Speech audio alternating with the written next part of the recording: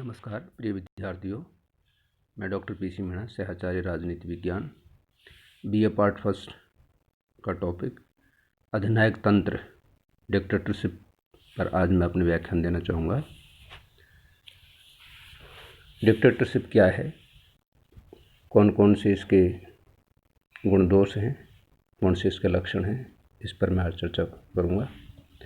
साधारण रूप से अधिनायक तंत्र एक ऐसी शासन प्रणाली है जिसमें शासन की संपूर्ण शक्ति एक व्यक्ति या शासक के हाथ में केंद्रित रहती है। यह व्यक्ति सर्वोच्च होता है और किसी के भी प्रति उत्तरदायी नहीं होता है। अधिनायक या शासक द्वारा शक्ति के अनुत्तरदायित्वपूर्ण प्रयोग के कारण ही फोर्ड ने अधिनायक तंत्र की परिभाषा करते हुए कहा है कि राज्याध्यक्ष द्वारा गैर कानूनी शक्ति प्राप्त करना ही अधिनायक तंत्र है। अपनी प्रकृति से अधिनायक तंत्र मूलतः एक अवैध एवं असंवैधानिक शासन होता है। इसलिए यह शासन प्रणाली अन्य शासन प्रणालियों से भिन्न होती है। वर्तमान समय में इससे एक ऐसे स्वेच्छाचारी शासक का बोध होता है जो स्वेच्छा से कार्य करता है, साथ ही जनता पर अत्याचार भी करता है। इसमें यह माना जाता है कि सामान्य लोगों में औसत बुद्धि कम होती है और उनमें तर्क वितर्क करने की क्षमता नहीं होती है, इसलिए वे जनमानस को राजनीति में भाग लेने का अधिकार नहीं देते हैं। अधिनायक तंत्र के उदय के अनेक कारण हो सकते हैं, जैसे संसदीय संस्थाओं के प्रति अविश्वास, आर्थिक आत्मनिर्भरता की नीति का प्रतिपादन, आर्थिक संकट और संकट के समय फ्रांस, अमेरिका आदि देशों द्वारा अपनाई गई नीति के कारण सभी देशों की आर्थिक स्थिति बहुत खराब हो गई थी। राष्ट्रसंघ की असफलता भी अधिनायकवाद के उदय का कारण बनी थी। प्रजातंत्र के कठिन आदर्श ये भी एक कारण रहा।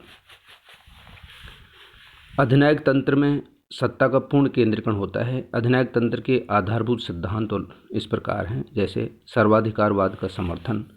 अधिनायकवाद में सर्वाधिकारवाद का समर्थन किया जाता है, यानी सब कुछ क्या है कि शासक पर छोड़ दिया जाता है। सब कुछ शासक के जो आदेश होते हैं वही कानून होते हैं। साम्यवाद सिद्धांत में ये आस्था करते हैं।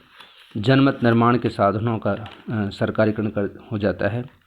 एक साध्य, एक दल और एक नेता में ये विश्वास करते हैं। विरोध का एक उग्र दमन रूप होता है। लोकतंत्र का ये विरोध करते हैं। और एक तरह से अधिनायक तंत्र एक ऐसी शासन प्रणाली है जिसमें व्यक्ति का कोई महत्व नहीं होता है। अधिनायक तंत्र के बहुत सारे रूप है, जिसमें व्यक्तिगत अधिनायक तंत्र है। इसका वर्गीकरण कई प्रकार का होता है। अधिनायक तंत्र एक व्यक्तिगत अधिनायक तंत्र है, दलीय अधिनायक तंत्र है, सैनिक अधिनायक तंत्र है। इस तरह की व्यवस्था इसमें देखने को मिलती है। अधिनायक तंत्र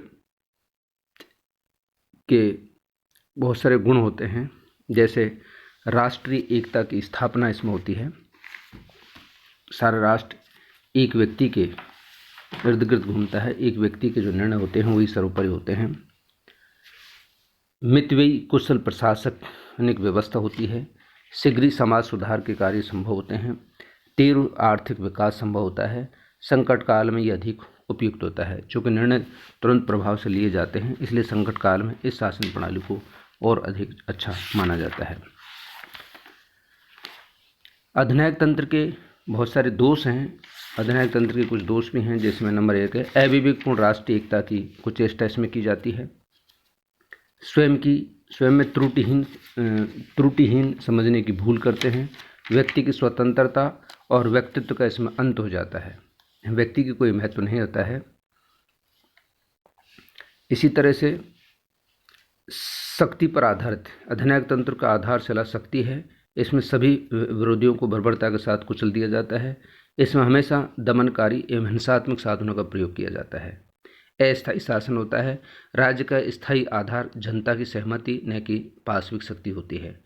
इस शासन तंत्र में अधिनायक की स्थिति सदैव अनिश्चित रहती है। उसे सदा विद्रोह का डर बना रहता है। उसकी अचानक मृत्यु होने तथा उसके विरुद्ध जन विद्रोह होने पर भी ये निर्णय करना मुश्किल हो जाता है कि सत्ता का वास्तविक हकदार कौन है। अगर हम अधिनायक तंत्र और लोकतंत्र की दोनों की अगर तुलना करें तो इसमें हम ये कह सकते हैं कि मानव की गरिमा की दृष्टि से लोकतंत्र सबसे अच्छा शासन मानते हैं। उत्तरदायी शासन की दृष्टि से देखें तो अधिनायक तंत्र की तुलना में लोकतंत्र अधिक उत्तरदायी होता है। लोकतंत्र जनहित में कार्य करता है, जबकि जो अधिनायक तंत्र जो होता है उसमें इस तरह की व्यवस्था नहीं होती है। इसी तरह से स्वशासन की दृष्टि से तुलना, लोकतंत्र में स्वशासन मतलब लोकतंत्र में जनहित में कार्य किया जाता है, जनता की बात को सुना जाता है, जबकि अधिनायक तंत्र में ऐसा नहीं होता है। कार्यकुशल शासन की दृष्टि से भी तुलना का हम करें तो लोकतंत्र में जनहित में कार्य किया जाता है, जबकि अधिनायक तंत्र में स्वहित में ज़्यादा महत्व दिया जाता है, स्वयं को ज़्यादा तवज्जो दी जाती है। भय एवं क्रांति की दृष्टि से तुलना, लोकतंत्र में कोई क्रांति का भय नहीं रहता है, किसी तरह कोई डर नहीं रहता है, जबकि अधिनायक तंत्र हमेशा क्रांति का डर बना रहता है कि पता नहीं कब जो है क्रांति हो जाए, कब एक नई समस्या उत्पन्न हो जाए, इस तरह का डर उसमें जो है बना रहता है।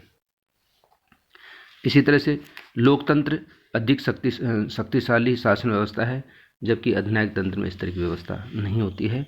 अंतर्राष्ट्रीय दृष्टि की अगर तुलना करें तो अंतर्राष्ट्रीय स्तर पर आज भी हम देखते हैं तो लोकतंत्र ज़्यादा प्रचलित है अधिनायक तंत्र की तुलना में। अधिनायक तंत्र इतनी अधिक मात्रा में कुछ देशों में छोड़ करके सभी देशों में लोकतंत्र हम देखने को मिलते हैं, अधिनायक तंत्र देखने को नहीं मिलता है। लोकतंत्र में शासक वर्ग कभी भी मनमानी करने का साहस नहीं कर सकता। अधिनायक तंत्र में भ्रष्टतापूर्ण आचरण करने की प्रवृत्ति देखी जा सकती है। लोकतंत्र उदार राष्ट्र विश्वास करता है, अपने साथ साथ अन्य देशों के विकास को भी ध्यान में रखते हुए विश्वसनीय विश्व बंधुत्व का मार्ग प्रशस्त करता है, किंतु अधिनायकवाद उग्र राष्ट्रवाद को जन्म देता है। ये कहा जाता है कि संगठन और अनुशासन की एकता के कारण अधिनायक तंत्र शासन शुद्ध युद्ध और अन्य संकट का अच्छे प्रकार से सामना कर सकता है, जबकि लोकतंत्र इतने अच्छे तरीके से सामना नहीं कर सकता। अधिनायक तंत्र तात्कालिक रूप में ही लोकतंत्र से अधिक कुशल है, अतः ये कहा जा सकता है कि अधिनायक तंत्र लोकतंत्र का विकल्प नहीं हो सकता। तो आज इतना ही बच्चों, धन्यवाद।